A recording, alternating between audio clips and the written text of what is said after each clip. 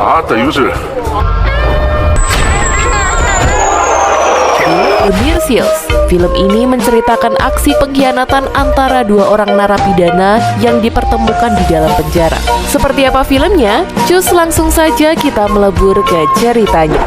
Film dimulai dengan para tahanan di penjara yang sedang mengadakan pertarungan adu tampar. Pertarungan ini juga sebagai bukti tahanan siapa yang paling kuat. Di antara para tahanan, ada seorang tahanan bertubuh mungil yang bernama Jo Hyun So. Meski postur tubuhnya tidak sebesar kebanyakan tahanan lainnya, Jo Hyun So dengan sukarela mengikuti pertarungan ini. Terlihat Jo Hyun So mampu memberikan perlawanan, tapi tiba-tiba pertarungan itu berubah curang karena Jo Hyun So menggunakan kursi untuk melawan.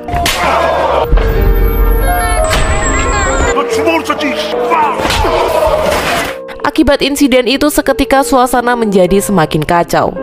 Akibatnya, Jo Hyun So menjadi sasaran emosi tahanan lainnya. Namun, karena badannya yang kecil, ia jadi sangat lincah untuk kabur, bahkan dia dengan mudah menghajar tahanan lain. Akan tetapi, aksinya ini langsung dihentikan oleh petugas penjara.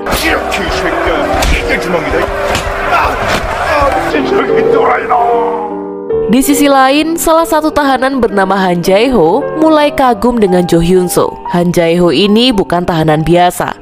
Ia seorang petinggi mafia yang berkuasa di Korea Selatan. Dia juga orang yang mengontrol peredaran rokok di penjara ini. Karena reputasinya itu membuat semua orang menjadi menghormatinya. Bahkan petugas penjara menjadi teman baik Han Jae-ho karena sering menerima uang suap.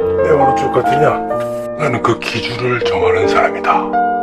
Han Jae-ho jadi punya banyak pengikut di penjara, bahkan di sel dia memiliki fasilitas yang tidak dimiliki tahanan lain. Tak lama kemudian penjara kedatangan tahanan baru dan dia bernama Kim Sung Han. Ia adalah seorang petinggi mafia. Kedatangan Sung Han membuat tahanan lain menjadi pengikutnya. Bahkan Han Jae-ho juga mulai mendekatinya untuk mengajak bisnis pengedaran rokok di penjara. Akhirnya kedua mafia itu bernegosiasi dan mencari kesepakatan. Keuntungan yang ditawarkan adalah 50-50. Tapi Sung Han menolak tawaran itu, yang berarti Han Jae-ho menyatakan perang terhadap Sung Han.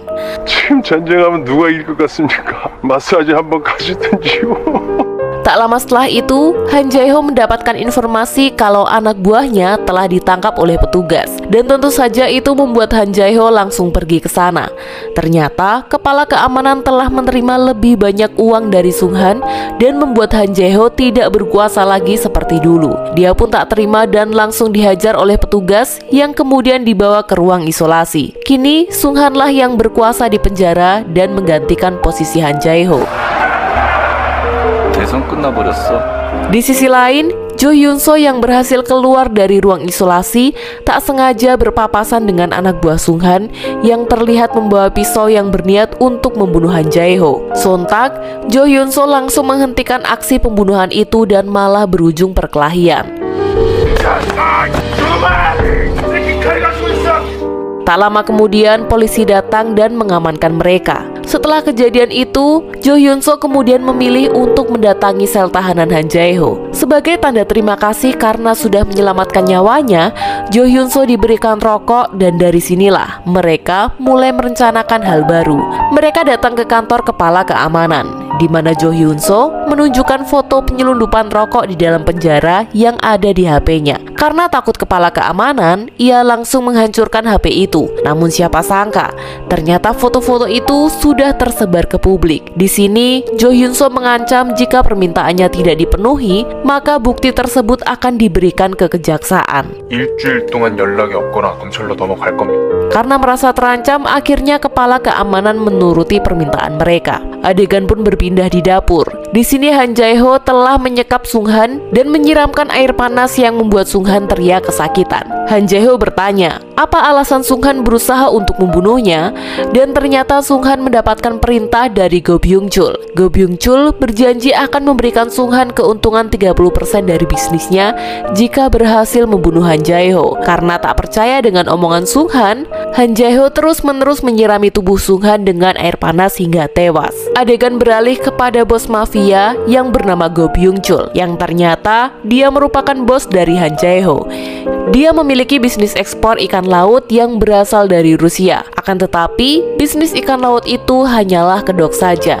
Dia menjalankan bisnis narkoba yang berasal dari Rusia yang ia selundupkan melalui kotak penyimpanan ikan. Gerak-gerik dari Byung-chul ini sudah lama diamati oleh kepolisian, dan kasusnya ini akan ditangani oleh poluan cantik bernama Chun In-sok. Di penjara, semenjak kematian Sung Han, kekuasaan beralih lagi ke Han Jae-ho. Kini, kedekatan Jo Hyun-so dan Han Jae-ho semakin akrab. Namun pada saat itu, Jo Hyun-so diberi kabar jika ibunya telah tiada akibat ditabrak mobil. 선생님, 감사합니다. 우리 현수는 잘 있는 거예요. Jo Hyun-so ingin meminta izin untuk meninggalkan penjara 1 hari saja demi mengurus pemakaman sang ibu. Sayangnya, permintaannya itu ditolak. Jo Hyun-so pun menangis histeris sambil ditenangkan oleh petugas. Ketika di sel, Han Jae-ho mencoba untuk menenangkannya. Tetapi setelah itu, malah terjadi perkelahian di antara mereka. Keesokan harinya, Jo Hyun-so mendapatkan izin dari kepala keamanan untuk meninggalkan penjara hanya 1 hari saja demi melihat ibunya. Tentu saja, izin itu hasil dari campur tangan Han Jae-ho yang telah berhasil menyogok kepala keamanan. Setelah kembali ke penjara, Jo Hyun-so disambut hangat oleh Han Jae-ho. Mereka terlihat ngobrol serius dan kemudian menawarkan Jo Hyun-so untuk menjadi anggota gengnya setelah keluar dari penjara. 여기서 나가면 진짜로 나랑 같이 한번 일해볼래? Namun sayangnya, Han Jae-ho mendapat kenyataan kalau Jo Hyun-so ternyata merupakan seorang polisi. 나 경찰이야. Oke, kita flashback sebentar. Terlihat Chun In-sok mulai bergerak menangani kasus Byung-chul. Namun, dia tidak memiliki bukti yang cukup kuat untuk mengungkapkan transaksi narkoba dengan pihak Rusia. Kemudian Chun In-sok mendapatkan informasi jika salah satu anggota Byung-chul, yaitu Han Jae-ho, ada di penjara. Mendengar informasi itu, Chun In-sok akan mengirimkan agen rahasia ke penjara dan mengungkap rencana Byung-chul. Selain itu, penyamaran ini juga untuk menemukan bukti tentang bisnis narkoba.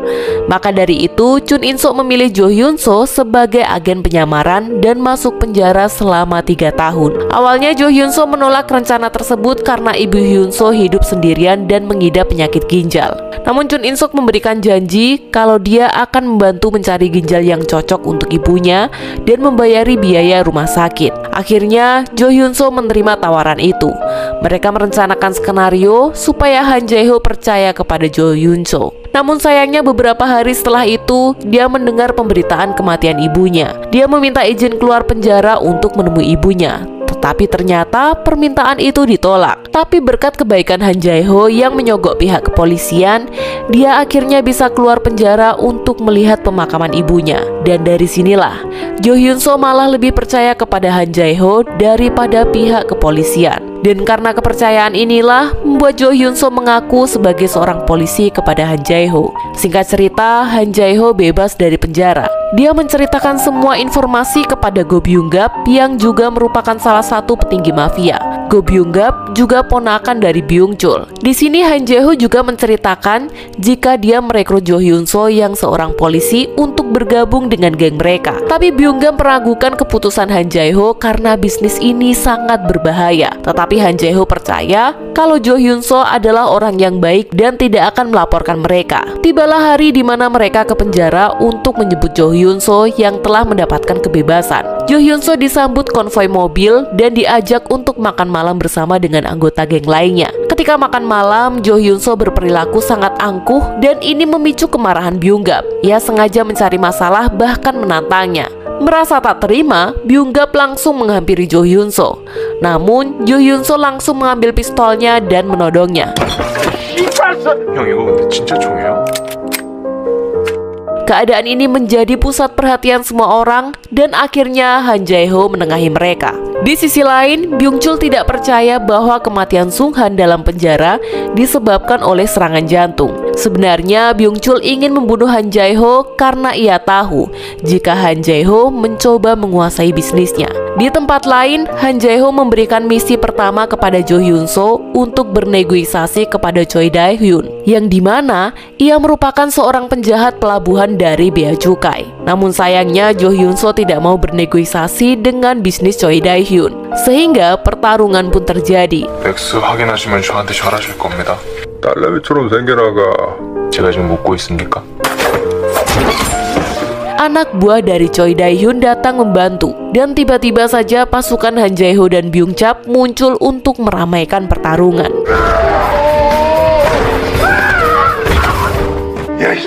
Semenjak bebas dari penjara, Jo Hyun So menyadari kalau jam tangan yang ia pakai selama ini ternyata alat penyadap dari pihak kepolisian. Kemudian ia menggunakan jam tangan itu untuk memukul Choi Dae-hyun hingga rusak dan mengakibatkan Choi Dae-hyun tewas. Setelah itu, Jo Hyun So memberikan barang rampasan kepada Byung Chul sesuai kesepakatan.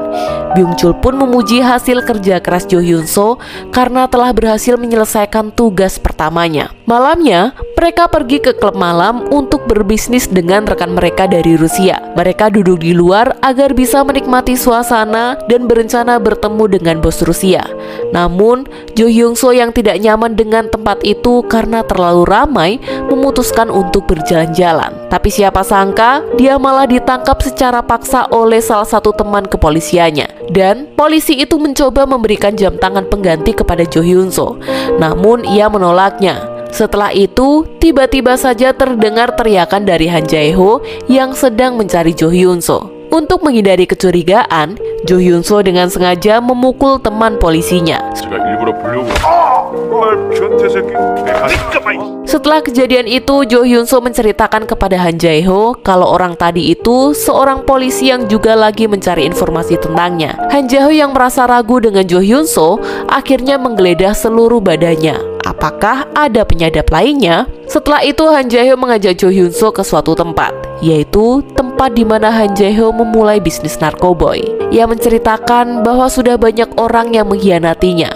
Bahkan, bos mereka sendiri tidak percaya kepadanya. Keesokan harinya, Han Jae-ho memberitahu Byung Chul kalau mereka akan melakukan transaksi narkoboy jenis baru dengan Rusia. Mereka mengembangkan bisnis ini hingga ke seluruh Korea. Tapi karena transaksi itu jumlahnya besar, pihak kepolisian akan mudah melacak mereka. Han Jae-ho bilang pada Byung Chul kalau ia yang akan menangani transaksi itu. Di sisi lain, Jo Hyun So sedang mengunjungi makam ibunya, dan tiba-tiba dia diculik oleh sekelompok orang yang membawanya ke suatu tempat. Jo Hyun So ditanya mengenai Han Jae-ho. Dia bahkan disiram bensin sebagai ancaman. Dan yang mengejutkan lagi, penculiknya adalah Chun In-sok dan anggota kepolisian lainnya. Mereka ingin tahu sejauh mana penyamaran Jo Hyun So. Jo Hyun So kemudian membocorkan informasi jika Han Jae-ho akan melakukan transaksi narkoboy kepada Rusia. Namun belum tahu kapan transaksi itu akan dilaksanakan. Jo Hyun So juga tanya kepada Chun In-sok tentang siapa pelaku yang menabrak ibunya. Namun Chun In-sok memberitahu Jo Hyun So bahwa kasus itu masih dalam penyelidikan. Setelah pertemuan itu, Jo Hyun So kembali bertemu dengan Han Jae-ho dan mereka menghabiskan malam bersama, seolah-olah tidak terjadi apa-apa. Beberapa hari kemudian, Chun In-sok terlihat berlari di pagi hari. Setelah itu, Jo Hyun So memberikan dokumen rahasia tentang transaksi yang akan dilakukan Byung Chul. Malamnya mereka langsung bergerak untuk melakukan transaksi di tempat yang telah disepakati.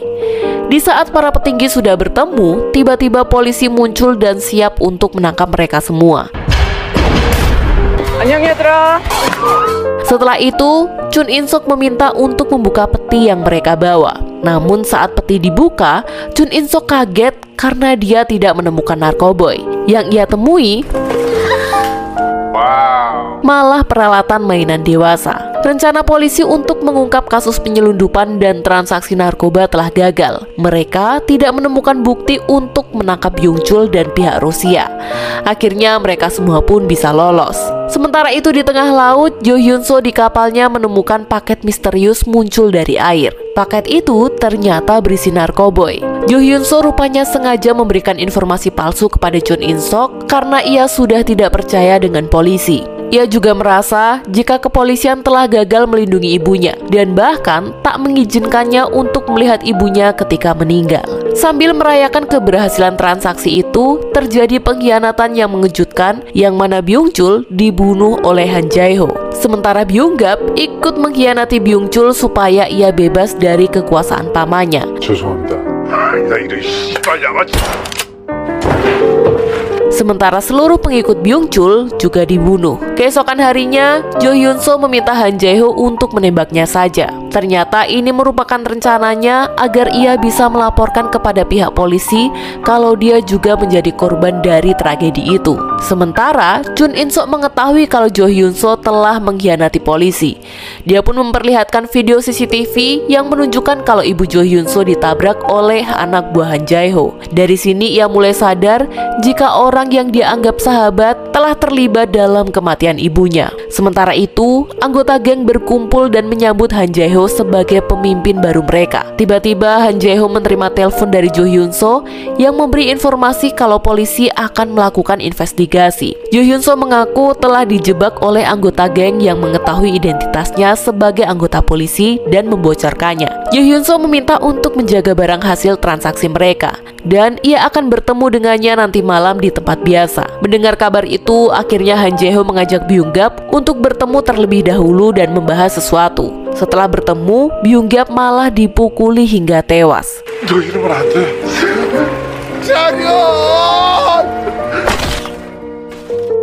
Setelah membunuh Byung Gap, Han Jae Ho merapikan barang-barangnya dan pergi untuk bertemu Jo Hyun So. Saat Han Jae Ho tiba di lokasi, dia merasa ada yang janggal. Dia melihat ada mobil asing terparkir di lokasi itu. Di sini Jo Hyun So langsung mengatakan jika ia sudah tahu jika Han Jae Ho lah yang telah membunuh ibunya. Han Jae Ho kemudian menodongkan pistolnya ke arah Jo Hyun So karena merasa sudah dihianati. Di sini Han Jae Ho mengakui perbuatannya jika ia yang membunuh ibunya, tetapi ia tak mampu untuk menembak Jo Hyun So karena ia masih merasa punya empati dalam hatinya. Jo Hyun So kemudian duduk dan memberitahu kalau polisi sebentar lagi datang. Dia juga telah menemukan bukti di mobilnya dan polisi akan segera menangkap Han Jae Ho. Tiba-tiba saja mereka mendengar suara dari luar. Han Jae Ho langsung menembaki polisi yang mulai mendekat. Tapi ketika polisi memasuki ruangan, mereka tidak menemukan Han Jae Ho. Jo Hyun So menunjuk ke arah luar. Ia menunjukkan di mana Han Jae Ho pergi. Polisi langsung bergerak menuju ke arah yang ditunjuk dan mengejarnya.